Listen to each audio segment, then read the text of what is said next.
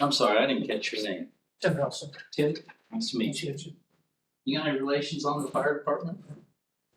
Because I know there's all kinds of hustles on the fire department. No, That's good, He's got because, relation on the sheriff's department. well, it's all right. Yeah, it's all right. We like them, we let them, we invite them. thank you. So, they're good people, So, little bit about our levy. We haven't put one on in, 2014 was the last time we put a levy on. That levy was designed to go for 5 years. We've made it 15 years. The reason we've made it 15, obviously, there's been, we've gotten a lot of grants, really just watching our spending. We've been fortunate to have people in-house that have done maintenance and mechanical work on the building and apparatus over those periods, which really has saved us a lot of money. And so that's been a plus for us. We've gotten grants, federal grants for a new fire engine, which right now they're going for about anywhere from $750,000 to $1 million for a new fire engine. We got a new grass fighter. We just got a new medic this past fall.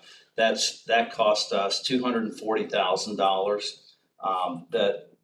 The next one's probably going to be $350,000 or more. And right now it takes 2 years plus to even get them. That's the challenge that we face.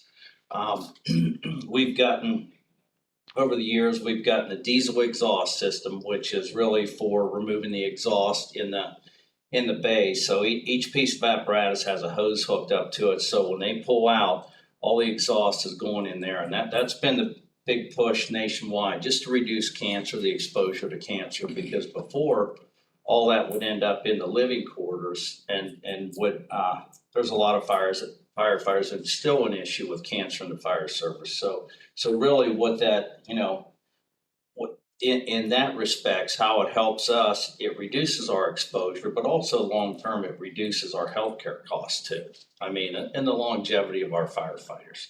That's one of the biggest things. We've got new self-contained breathing apparatus. An example of self-contained breathing apparatus, you could get them for around $1,500. We're paying for a new self-contained breathing apparatus. They're about $7,000 or $8,000 right now. So, and the costs continue to go up. We just got a grant for health and wellness and fitness. And in that grant, we got exercise equipment, a trainer to do assessments for each individual, where they actually assess each individual and develop a training program based on their level and injuries that they have. And so far, we started that in the fall, and it's been very successful, for morale. And I think long-term, it's really going to reduce injuries over time. And that's the goal. We were looking at, an example would be one of the other townships north of us. They've saved over $500,000 just in workers' comp claims by going through this program. And it's been over a number of years, but they don't have the injuries that they have. So that's a plus. In that grant, we have turnout gear. So an example for turnout gear, in 2009, it may have cost $1,500 a set. We just went out in our grant. I think we figured around $2,300 a set. It is now $3,400 a set. Just in about a year and a half is how much it's gone up. And that's not even for the top of the line. That's right at the middle of the road. So it goes up to $5,600 just for the pants and the coat. And some of the challenges we face with that, with the new standards, so we're governed by NFPA, National Fire Protection Association. So they write standards for the fire service. Now, people don't adopt them, but it's like an OSHA law. So if something would happen, they're going to come back to that national standard and say, are you following the national standard? And one of those standards is cleaning and inspection every year, which is very expensive. And the life expectancy of the gear is 10 years or less, where before, if it wasn't worn out, we keep wearing it. Now we have to replace it. I mean, the coat can look great and everything can look great, but we have to replace it. Same way with our helmets, same way with our boots. So those are costs that we never really incurred in the past. And probably with the cleaning and inspection, we incur a higher cost because what happens is inside those coats, there's a vapor barrier and it'll get micro tears in it. And if it's, you can't inspect it by the naked eye, you have to use a machine. And if there's tears in it, then you lose that protection. And we have potential to get seriously burned. So once that occurs, then you have to replace that. So those standards are in place to protect us, but also it costs us money in the long run. Trying to think, some other grants that we've gotten them for radios. An example, a portable radio may have been, 1,500, maybe 2,000, Paul, isn't that about what they run? Paul was a former police chief at OSU. But now the new radios, I just got a grant for Mark's radios and they're $8,000 a piece. And then every time we get something like that, so we have to pay the county a user fee to be on the statewide Mark system. So we're paying for every radio that we have that's on that system.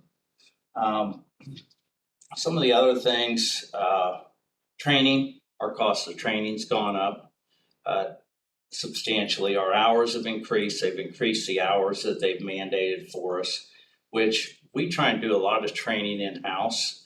We've been, one of the things we've been successful in getting some grant money, which has helped us a lot.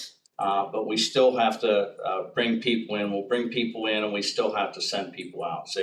So for example, we have 2 guys that are going to have to go to rescue school this year because we run an engine rescue for our auto accidents and things like that. So they're going to have to go to rescue school. And while they're gone, the challenge is we have to replace them if they're off. Sometimes we can manage that internally. Sometimes we have to replace them with overtime. So that's an additional cost. Our runs have increased since 2012. I know originally when we were talking about 2002, I believe, when they had very few runs. They'd go 2 or 3 days without a run. And now we're going multiple day. We're going over 1,200 runs a year. So, and that just continues to increase in the township. We were talking about the Darby Creek. That's obviously in the summertime. That's a high volume for us. 8 runs last year wasn't that many. Usually we average a couple drownings, but we have a lot of runs with injuries over there. And then I think, like Randy said, when the water gets up, everybody that's got a kayak decides they want to throw it in the water.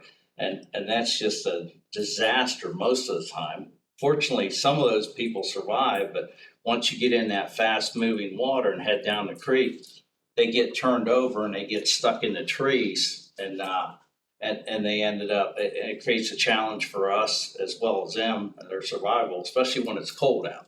You get, as soon as it starts warming up in the spring, we get the rains and people jump in there, and we'll actually get them up on the Little Darby too, which we cover part of that on the north end of the park, which is a challenge for us access wise. So those are some of the things that we encounter or like I said, our maintenance costs have increased. We just had one of the things workers' comp did a number of years ago is they recognized a lot of firefighters were getting back injuries. And back injuries, knee injuries, and shoulder injuries are so common in the fire service. But everybody has gone to the power cots for lifting people up. The biggest thing for those cots are $35,000.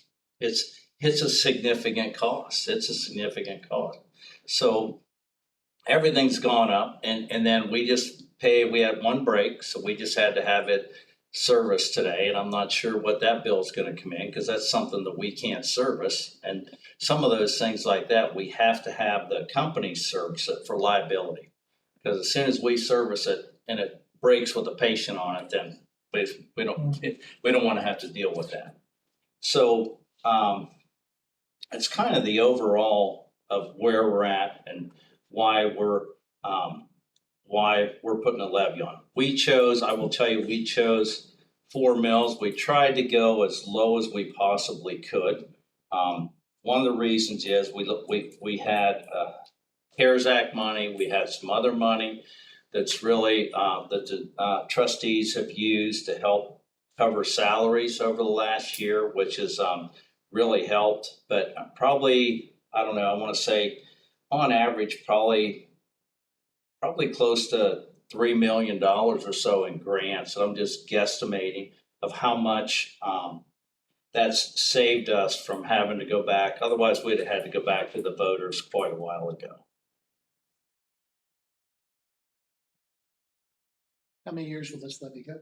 Well, The last one you stretched out, so what's the? Well, our goal is 5. I'm you know what I mean? My goal is really to go longer, but I'm gonna say 5. I mean, it all depends on what occurs, and hopefully it'll allow us to start putting a little bit of money back for an apparatus fund too, because we know our next engine is gonna cost close to $1 million.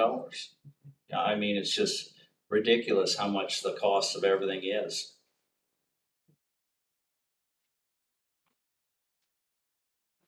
Chief, you laid out a good explanation of the cost of the equipment and the hardware. I guess oftentimes in public service, it's with people and personnel costs take a bigger chunk of your budget.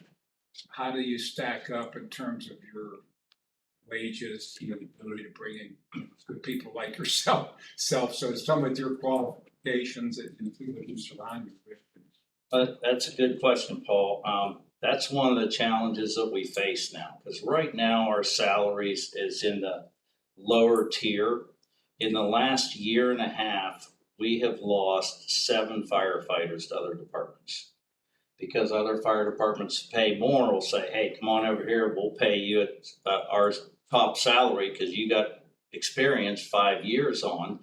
And so what's happening now is they're doing a lot of lateral transfers where, hey, you're trained, we're gonna bring you in at our top salary and it's more money than what you're making. We lost a couple guys to Jackson in the last year. We just had a guy leave this month and went to Jackson full time. He had been here almost 6 years, and Jackson's gonna pay him more money. So he went there. And at the end of the day, I know that we'll never be able to compete with the people at the top, but also we have some really good people, and money isn't everything to them, but they still have to take care of their families, and we want to have a competitive salary and keep them. Because what I don't want to be is the training ground for everybody, because when you have turnover and you keep getting new people, to me that puts everybody at risk too, because the more new people you have, the less experience you have. And when we go out there,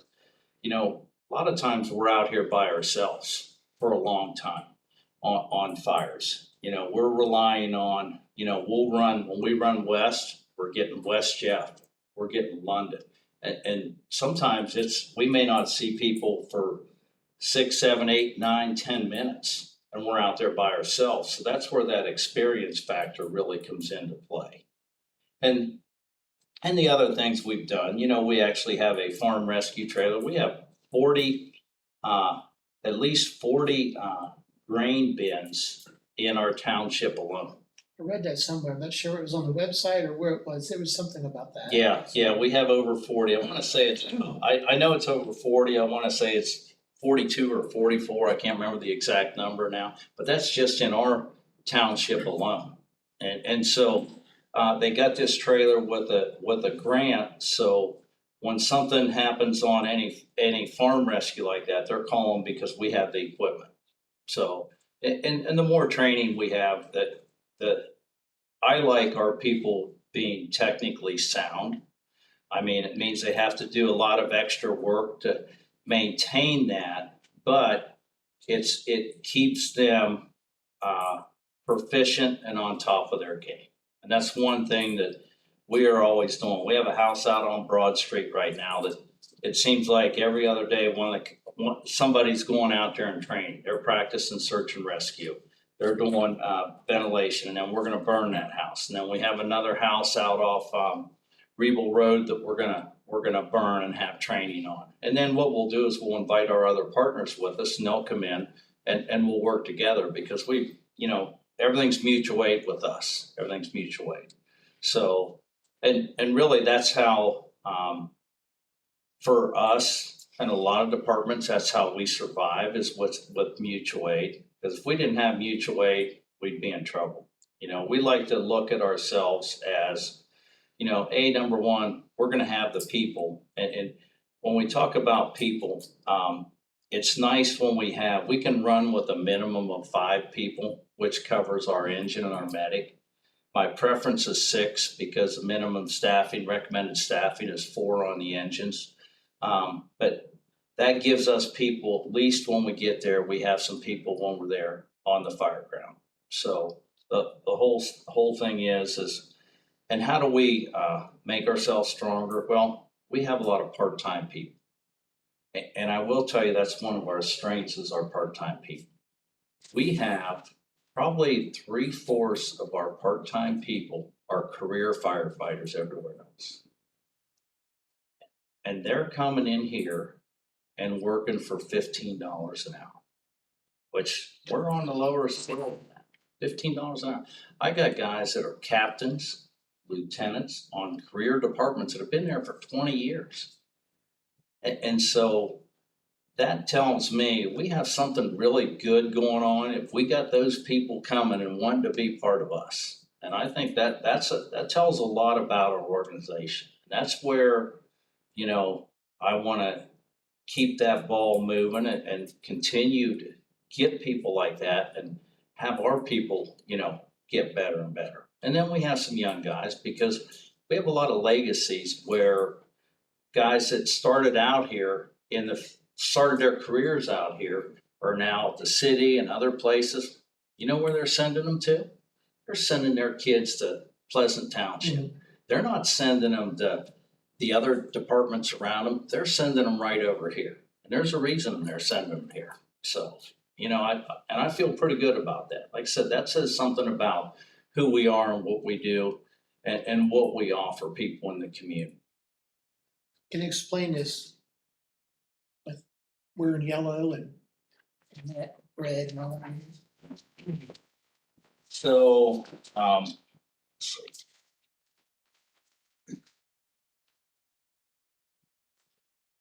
Chris, why don't you explain that? Yeah, so what we did was we got with the IFF, and they were able to pull the millage and how other areas are using or utilizing their money.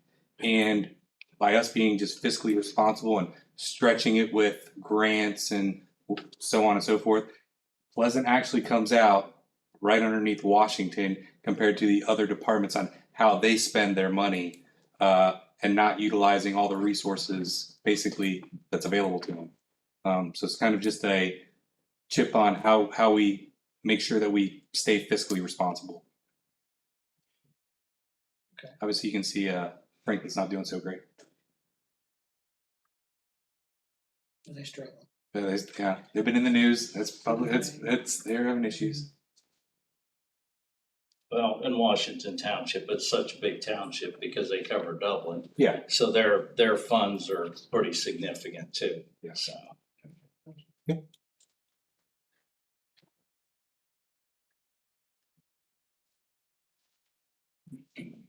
With the laundry care, do we have, do we have washer dryer or equipment here or not?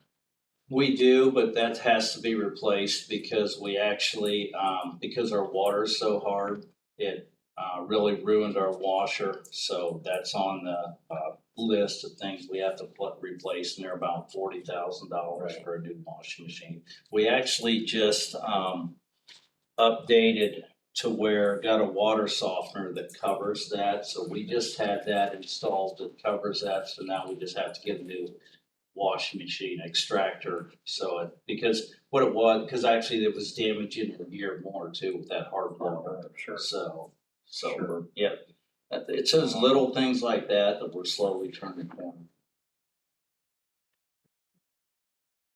The mutual aid issue, oftentimes you hear criticism that, citizens support their fire service, but they're responding more outside the township than inside. What do you think the percentage is of mutual aid responses outside of the township or versus the, I don't know, there's pros and cons of it. How do you- Yeah. You know, I'd have to look the exact, got an idea, Chris, on, I would say overall minimal. We've been fortunate enough to, I'd say 90% take care of Pleasant Township without relying on anybody else. We more or less need everyone else's help. Like you said, on a low day, 5 is our minimum. So engine medic goes out, we may catch another run at the same time, and we might need help from Jackson or West Jeff or somebody. But us going out hasn't really been a big hit. yeah, pretty much. Norwich and Washington and all those ones up there kind of get into that arguments. Yeah. Too much time. About spending too much. And you know what, that's always been an argument, but it's reciprocal. You know, when I look at that, it's, so even if we took a bunch of runs out, if we have something really big, a major accident or something here, I can get on the radio and call and just keep calling, and I'll keep getting the equipment. And that's the advantage of that automatic response mutual aid, where years ago, there were departments that wouldn't run with each other. I worked for the city of Columbus for a number of years, and I started at Clinton Township over there.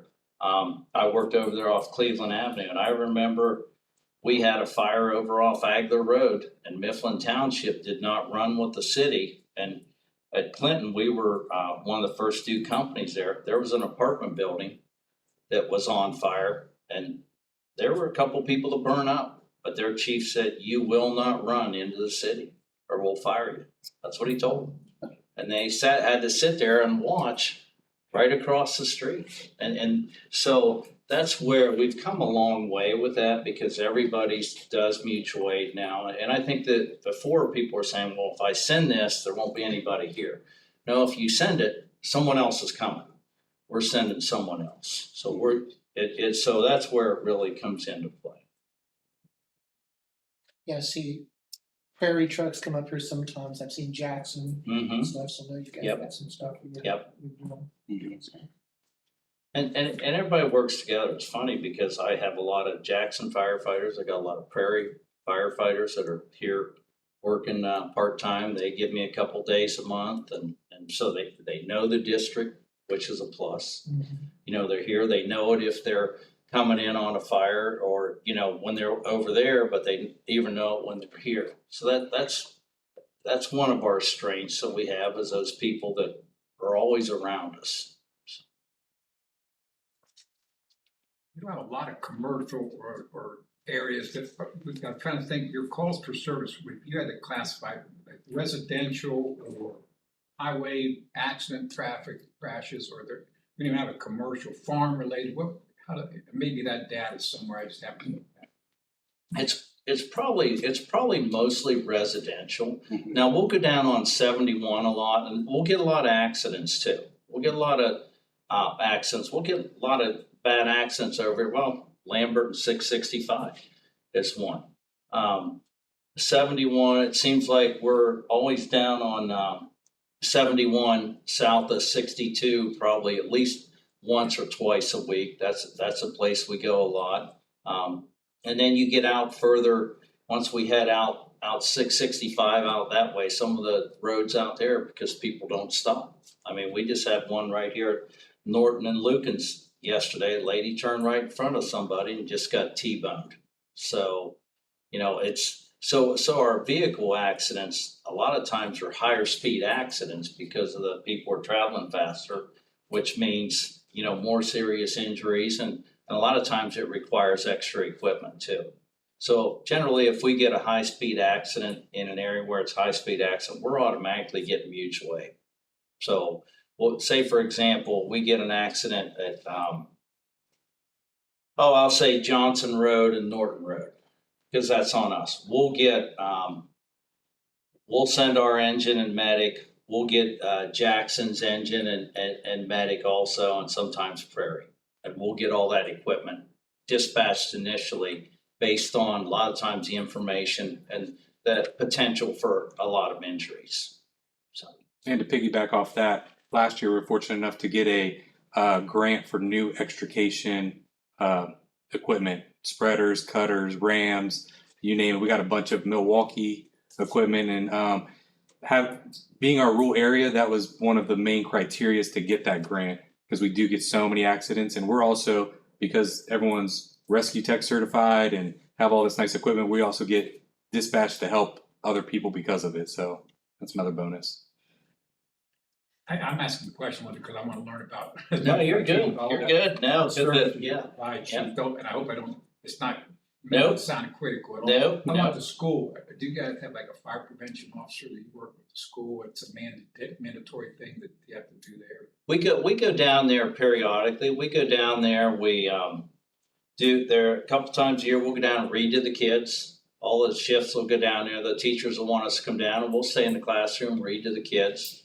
We'll do during fire prevention week. We'll do assemblies with all the kids where we'll put a firefighter in gear. We'll talk to them about just some basic 1 or 2 things they can take home, because you give them a bunch of stuff and they go home and they beat their parents up and say, why aren't we doing this? So, and then we put them in, especially since we have a lot of younger kids down there, we actually put a firefighter in the gear and a mask, and we have them crawl around, let them touch them and stuff, because we don't want them to be afraid if their house is on fire and they hear, it's Darth Vader coming at them. So we let them, I tell them to jump on them, So, but at least they can do that. Yeah, so we work with them regularly.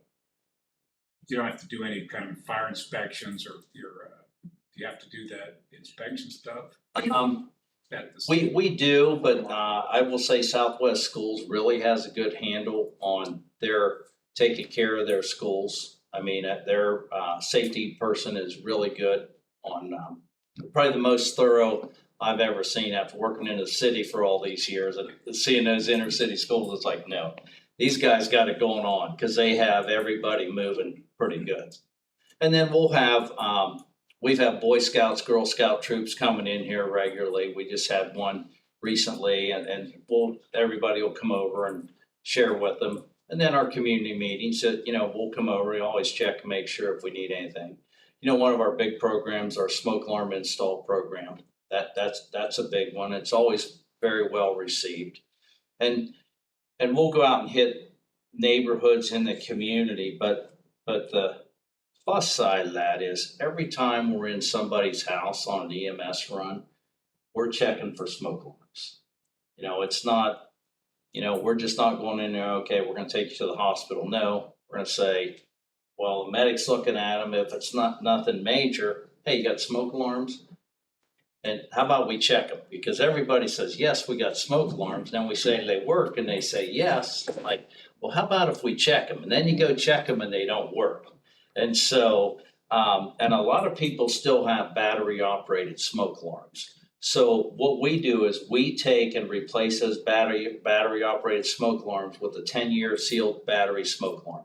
That way people can't take the batteries out, because what happens is with the battery, once they start chirping, people take them out. And what do you think they say? We don't have any. We'll get some next time we're at the store.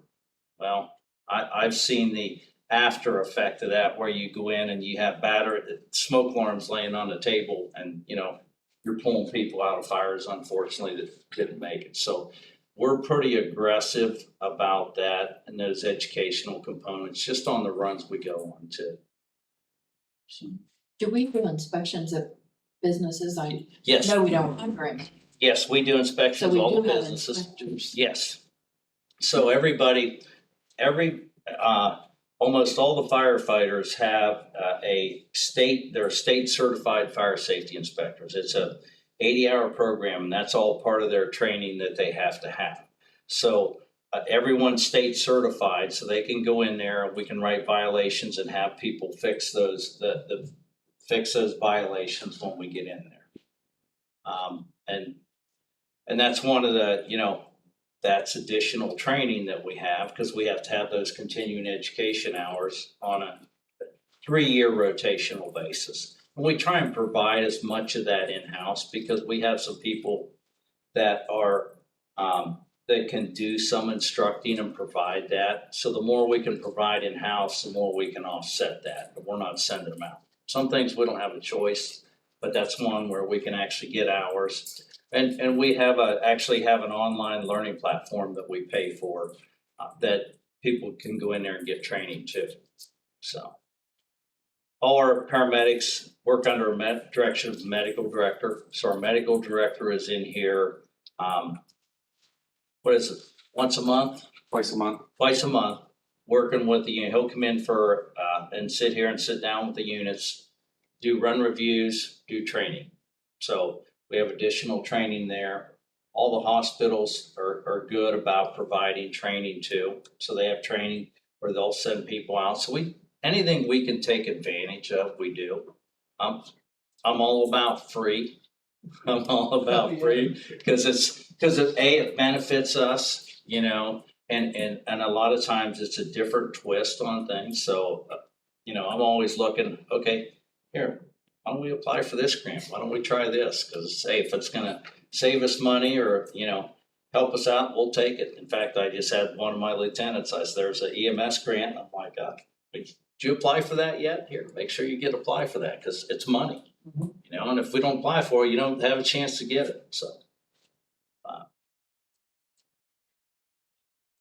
think it's some of like the low frequency, high risk stuff like rail line disaster, mass casualty incident, like the bus crash where you had mass casualties, or school bus turned over in a snowbank or whatever. All those potential things that you have to face, that you feel you're up to speed on that stuff. Yeah, well, and the interesting thing about that is, we're not in the city. We're running away from help. Anytime we go someplace, we're probably running away from help. So that means our hospitals are further away, and it takes us longer to get that help. And that's big. That changes, our paramedics become, I believe they're very proficient, because they have to do paramedic care for probably an extended period of time, versus if I'm 5 minutes from the hospital, it's much easier. I don't get much done, I get them to the hospital. Where if I'm 15 minutes away, 20 minutes away, it's a whole different level of care and the things you have to do. So they have to be on their game. And to top on that, there's a couple of things that we train on annually, because low frequency, so to speak. One is anhydrous ammonia, it's all the farmland. That's a big one for us. We have 2 railroads that run through our township, so we hit the railroads, and what's coming through it and what could be on it. Derailments, especially East Palestine, happen, so it's like things get brushed up on that. And the other one would be unfortunately active shooters with the school. So we have AVI bags. We cover all that type of training with the school, with the sheriffs. We do that annually to make sure that we, just like you said, just to stay on top of it. And you just never know nowadays. So you just got to be proficient. So how you gonna get word out to everybody? Well, That is a great question. Did I hear some chatter before the meeting started about a banner or something? yes, well, we have A signs. sign in your yard? Sure, I'll put a sign in my We yard, have- but I we- think, we were talking earlier, and I'm on Nextdoor, like you're not on Nextdoor. Right. I don't do Facebook, but Nextdoor is where I get my community feed from. And I'm a newspaper person, so I get a messenger. Yes, I know where they are. I always get one. I get it from City Hall in Grove City, but no one else knows they're there. So you gotta get there before 4:30, Monday through Friday, and they keep them through the double doors. So I'm a newspaper guy and a next door person. But I saw some negative people talking on next door recently. Not many, but there was a few talking on it about it. And like you said, no, negative Nellies came here tonight. But so yeah, so that's gonna be, some people are gonna show up and see that on the thing and go, didn't know this was out there. So yeah, I think your banners and signs are gonna be something as they're driving around and seeing, it's gonna be a helpful thing because they're not doing these other things.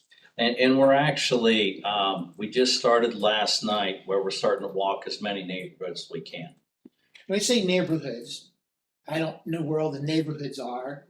Well, Because we're out in yeah, the rural, so. Yes, and that's a challenge for us. Yeah, And we're really trying to hit our, so we pulled some of the demographics where our highest percentage of voters are.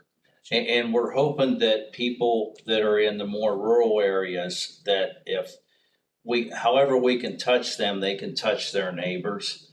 But we're trying to hit the, Timberlakes, Oakhurst part of your. Oakhurst, yeah, Oakhurst, we just hit Rolling Hills, so, those big areas where we have a high percentage of voters, we're trying to hit those first. And then we're gonna go out from there, because we wanna, and I think you're right, signage and banners are gonna help us. And hopefully that'll, as people see that, that'll, spur some interest. We have a lot of first responders that live in, more than I could ever imagine to live in the township. And they're supportive of us, so that helps a lot, because they understand, what's needed. That helps, and they can explain that to their neighbors too. Will the county let you put banners up on the roundabouts? Well, we're gonna put them up there. Okay, good, good, We because. put signs up there. I mean, that's kind of up a little bit, they're gonna see it at eye level and higher, and. Yeah. And I thought. We're probably gonna put signs up there. I don't know if we'll put a banner up there. Yeah. That they may frown upon that, but there's a couple places we're gonna put banners that are Yeah. gonna be. Well, no one's gonna run over them, they put those rocks up there now, those big boulders, so. kids That's are why they gonna- put them up there. Exactly, I know why. How long are your banners? That's a good question. I don't know. Oh, get one. Yeah, I can grab one. 'Cause where I am on 665, like I would put a 4-foot sign up for our garage sale a week ahead of time. Okay. Thousands, everybody goes down 665. Oh, yeah. Really, It'd be really- perfect. Yeah, so, Y'all get your address. yeah, now it's your online, I signed a thing for signs online, is that working? Yes. Are you seeing that? So what we did was, if you scan the QR code and you can get on the website, you can click for a sign. When you fill out that form, it goes to an Excel sheet, and that's how we see it. Okay, so I should be on there. Yep. But we'll send you home with signs, Okay, and we can do a banner, and we can coordinate with you, and we can come down and bring the poles and stuff. And, Yep, we'll take care of it. Set it up. Yep. Yeah, it's, Maybe if we went through this, maybe talked about exactly what's in here, so that maybe we can take some of them and give them to other people. So Yeah.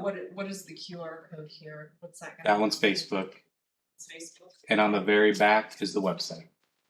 Right? Yeah, like, so it should say above, I think it says Facebook page on the small one.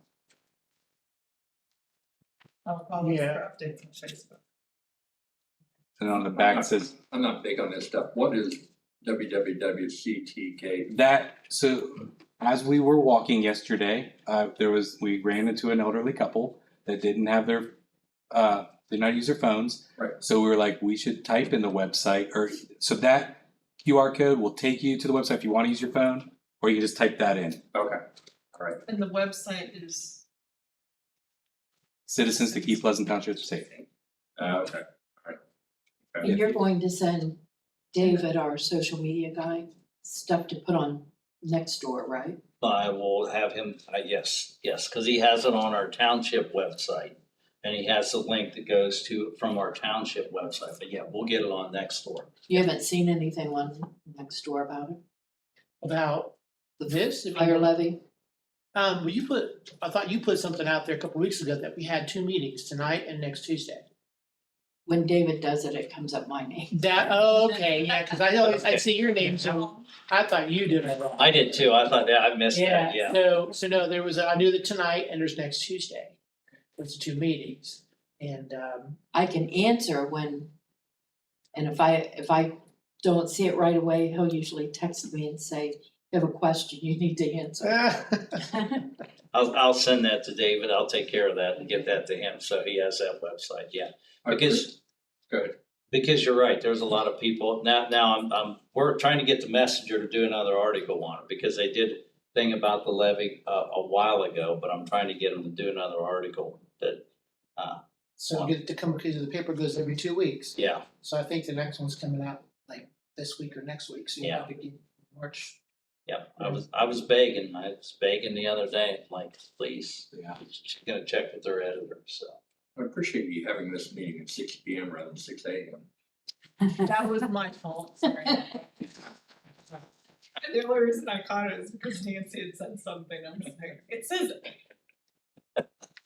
It's been early. When you first started talking about levy also, you said that our last levy was in 2014. This is 2009. Is it 9 or 14? It was 9, Yeah. 14 years. I moved here in 2012. Year. Yeah, 14 years. Okay. all right, Yes. all right. I figured you were off. Yeah. I was. Yes, Okay. It was you can 2000 correct me, everybody else does, so yeah, it's, Just want to clarify. yeah, it was a so, renewal. yeah.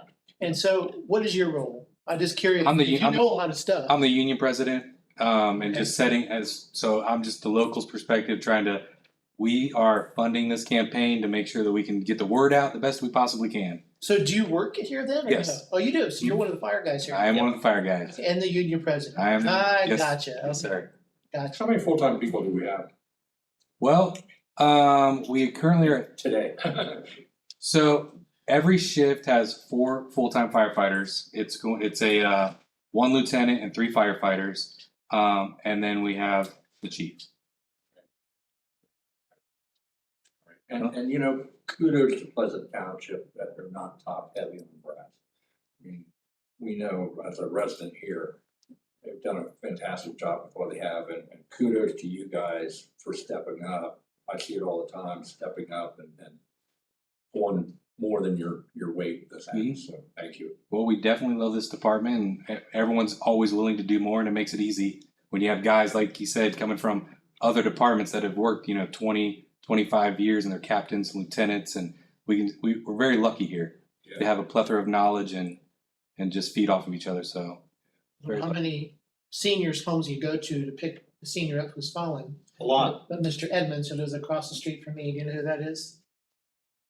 Up on Norton here, he's on the right side, past Lucan's, Everett Edmonds, his house is back past all the trees.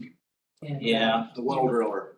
Yeah, Used to be a well driller. yeah, and his son's Micah, and Micah does that stuff now, but, no, we go out. a lot. you've gone, well, his wife died, and so he's not been there a lot, he's Yeah. moved back again.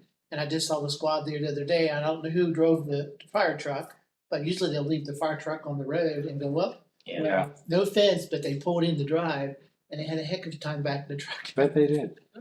You live and learn, you didn't live, I work from home, so I see what's going on out front, and as I kind of giggled, going, "Lesson learned. Don't pull in the driveway. Yeah. It's hard to get that truck out of there." Yeah.